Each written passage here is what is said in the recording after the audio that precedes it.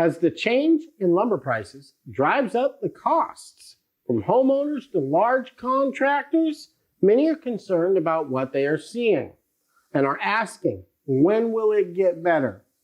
Today, we're going to be talking about the volatility in the lumber markets, some of what's contributed to this, and steps contractors are taking. Let's get right to it.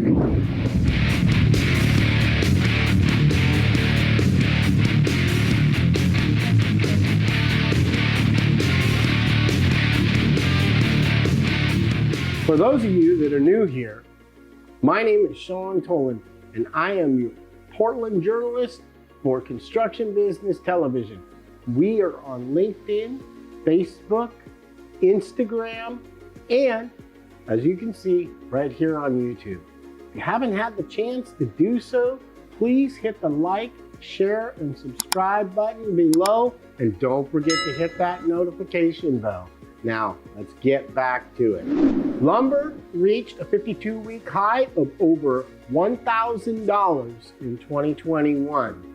It had a 52-week low of about $259, and this has caused significant price increases for contractors.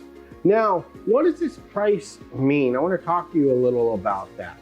Lumber is traded on the futures market because it takes a while from the time the tree is cut, when it is milled and transported, until it reaches the retail facility where you buy it. Now, that is about a 3-month process, so the lumber is traded on the futures market.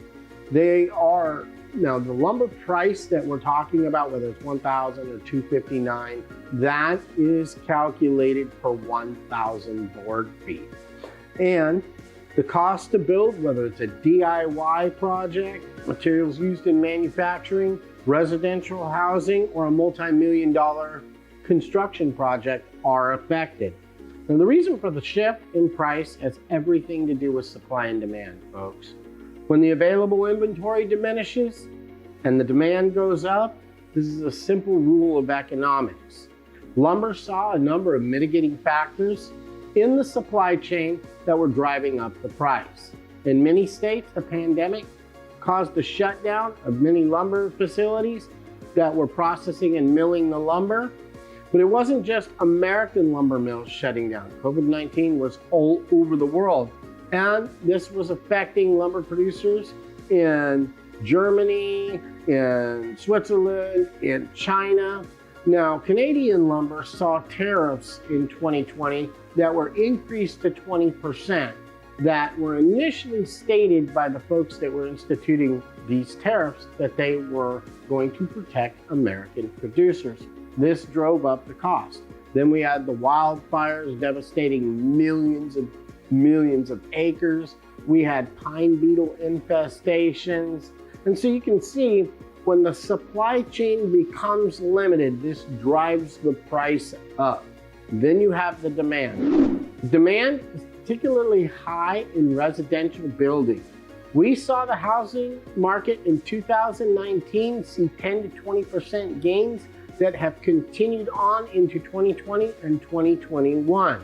Materials delays are common on custom builds, folks, but on basic framing lumber builds, we hadn't seen the availability or the costs like this in a long time. In fact, some of it's unprecedented. And many lumber yards had to put a squeeze on independent contractors. They were reaching out to their major producers that were engaged in the multi-million-dollar projects, and they had to take care of those customers first.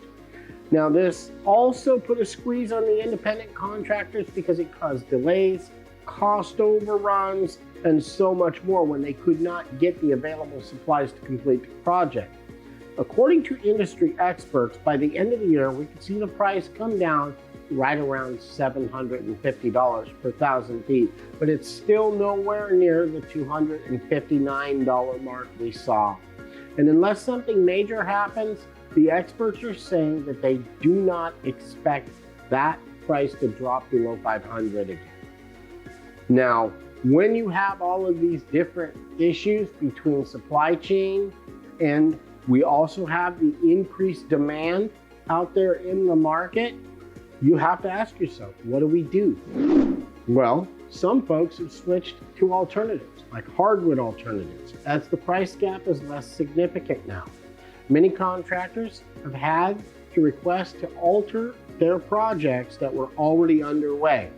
There are contract clauses that cover acts of God, but many contractors had to have contract review around clauses so that they could continue to get paid on jobs for work that they've already done.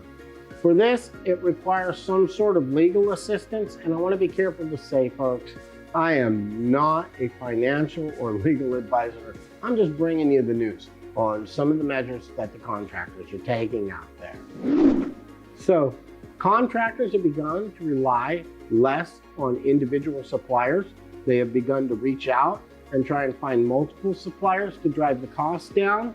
Some of the things that people are looking at is also alternative building materials, such as concrete in 3D construction. In a previous story, you can see where we actually did a YouTube story on 3D housing that we're going to be following up on. Now, whether you've got the specifications for the build on the project that's already underway, this may not be possible because the project is half built with lumber and you can't just immediately switch over to 3D construction models. This is affecting a lot of people, folks.